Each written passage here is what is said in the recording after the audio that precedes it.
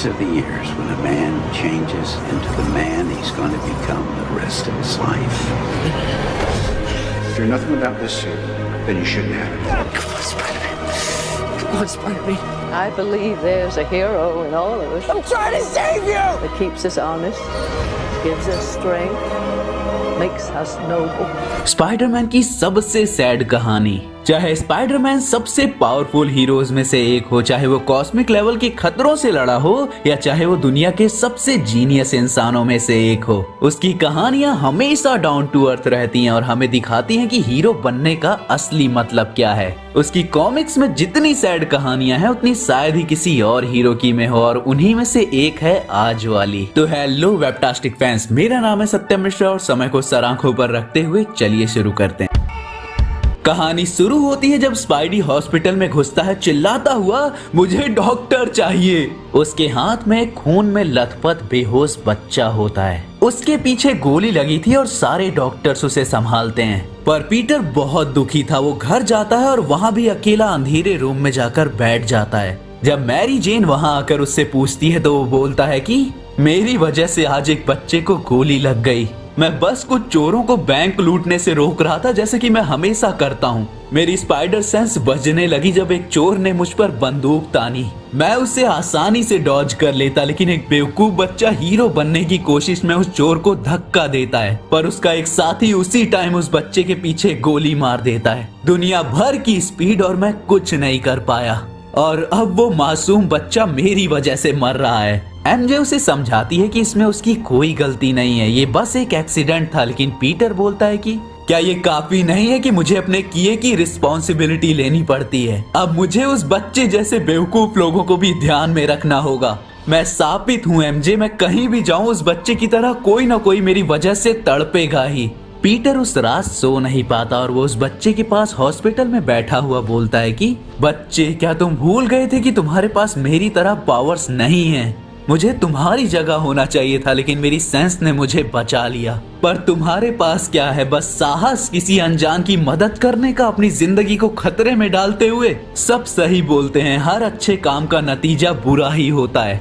और वो बच्चा बस वहाँ बेहोश था, तभी उसके पेरेंट्स वहाँ आ जाते हैं। पीटर उन्हें बताता है कि वो वहीं था जब ये सब कुछ हुआ, तो उसके पिता स्पाइडरमैन पे गुस्सा निकालते हैं और बोलते हैं कि स्पाइडरमैन को उनके बेटे की जगह होना चाहिए था। और पीटर पूरे दिल से उनकी बात मानता है और वहाँ से चला जाता है। कई घंटों बाद वो बच्चा होश में आता है और उसके पेरेंट्स बताते हैं कि वो पीटर से अकेले में मिलना चाहता है। पीटर को समझ नहीं पाता और वो अंदर जाता है, तो बच्चा उसे बताता है कि वो जानता है कि पीटर ही स्पाइडरमैन है, वरना कौन उसके साथ रात यहाँ रुकता। पीटर अपनी गलती बताता है, पर वो बच्चा नकार देता है। वो अपने हॉस्पिटल बेड से बोलता है कि मैंने तुम्हें देखा था जब मैं 6 साल का था। एक छोटी लड़की बस से टकराने वाली थी, पर तुम झूलते हुए आए और उसे बचा लिया, और उसके बाद मेरे लिए सब बदल गया। मैं जब भी किसी परेशानी में होता तो मैं ये सोचता कि स्पाइडरमैन यहाँ होता तो वो क्या करता। मैंने इसी टॉपिक पे एक कॉमिक भी लिखी थी जब मैं 11 साल का था। पीटर अपनी गर्दन झुकाते हुए बोलता है कि मैं कोई हीरो नहीं हूँ, मेरे पास पावर्स हैं, पर मैं कोई आइडल नहीं बन सकता। वो बच्चा खड़ा होते हुए बोलता है कि ये झूठ है, ऐसा मत बोलो। जब सब कुछ तुम्हारे खिलाफ था, इतने विलेंस जिनसे तुम लड़े, जो गुस्सा तुमने झेला दुनिया का, पर अंत में तुम ना भी जीतते फिर भी तुम वापस खड़े हुए और झूलते हुए सबकी मदद करने आए।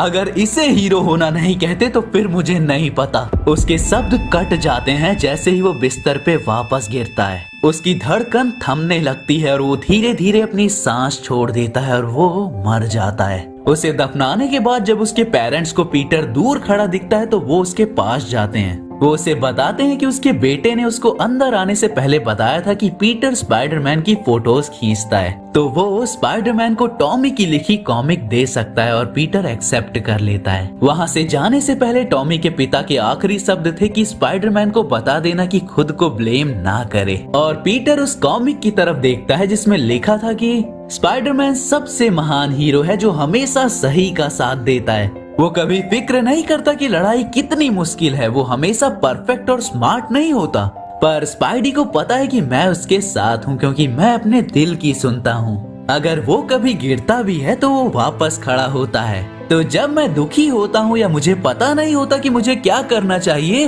तो मैं अपनी आंखें बंद करता हूँ और जोर से चिल्लाता हूँ, स्पाइडरमैन होता तो वो क्या करता।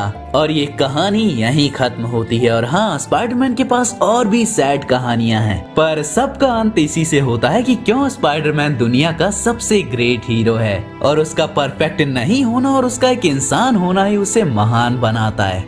सुपर हीरो फैंडम में हमेशा लड़ाई चलती रहती है कि कौन सबसे पावरफुल हीरो है, कौन किससे जीतेगा। पर अगर पावर से कोई हीरो बनता तो आज स्पाइडरमैन, सुपरमैन और बैटमैन टॉप पे नहीं होते। और यही कहानियां अब MCU और DCU में चाहिए मुझे, क्योंकि एक बिग बजट मूवी हमें थिएटर में मजे दे सकती है, पर एक अच्छी तरह लिखी हुई, कुछ सिखाने वाली, हमारे इमोशन से खेलने वाली और कैरेक्टर्स पे फोकस करने वाली मूवी हम सालों तक नहीं भूलते। अब जाने से पहले एक और चीज, तुम्हें तो पता ही है कि मैंने अल्टीमेट यूनिवर्स पे कई सारी कहानियां नरेट की थी। एक तो अल्टीमेट एवेंजर्स और एक डेथ ऑफ स्पाइडरमैन। पर डेथ ऑफ स्पाइडरमैन के बाद एक और छोटी सी कहानी है जो दिखाती है कि दुनिया पर क्या असर पड़ा है उसकी डेथ का। तो अगर इस पे अच्छे खासे व्यूज आएंगे और अगर अच्छे खासे कमेंट्स आएंगे डेथ ऑफ स्पाइडरमैन नाम से, तो मैं वो कहानी तुम्हारे सामने जरूर लाऊंगा। तो इंतजार किसका कर रहे हो, शुरू हो जाओ और कमेंट्स में लिख दो death of Spiderman. No matter how buried it gets, or how lost you feel, you must promise me that you will hold on to hope. Keep it alive. We have to be greater than what we suffer. My wish for you is to become hope. People need that.